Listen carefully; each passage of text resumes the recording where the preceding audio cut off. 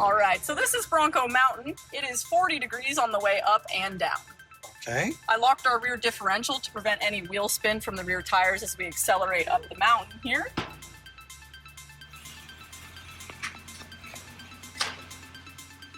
So is this everyday driving in San Francisco?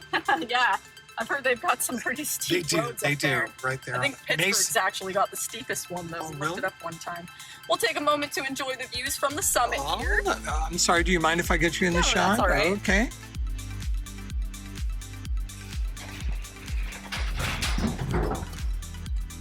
Our next obstacle is going to get us a little sideways. For this one, we'll lock the rear differential as well, but for a different reason here. You'll actually feel the left rear tire will come off the ground briefly right about here. And this is what 21 degrees feels like. A little uncomfortable, right?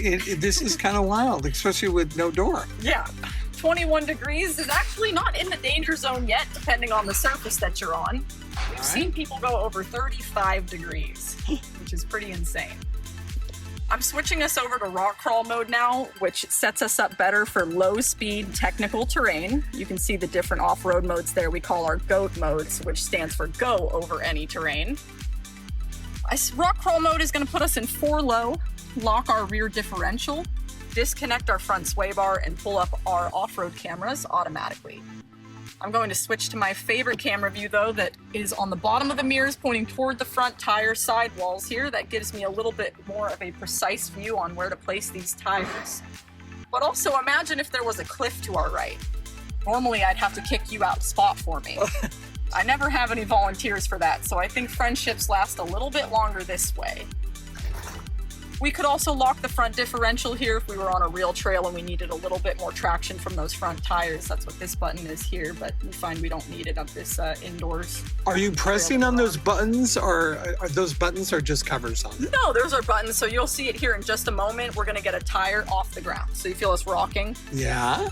I'll press this button now, which disconnects the sway bar. That's going to increase our suspension travel. Oh, look at that. Enough to drop the tire back down on the ground, which gives us more traction, more stability, lower center of gravity.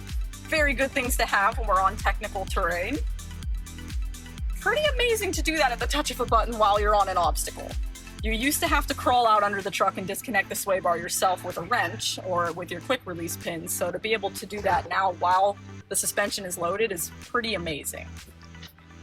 I'm going to switch us back into slippery mode now, which is that all-wheel drive mode we were using in the beginning that lets us speed things up and frees up the drivetrain as we move through these tight corners here. So you'll see it switch back over and it goes back into a normal road driving mode here for us. This next obstacle, a little less realistic. I don't think we're gonna find one of these out on the trail, but what it does show off is my approach and departure angles. So how much clearance those front and rear bumpers have.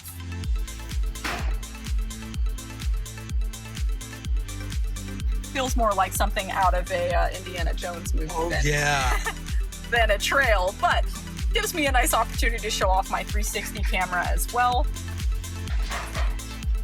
Once again, just how much clearance those bumpers have as we come off the ramp. Alrighty, short and sweet, but thank you so much for joining us.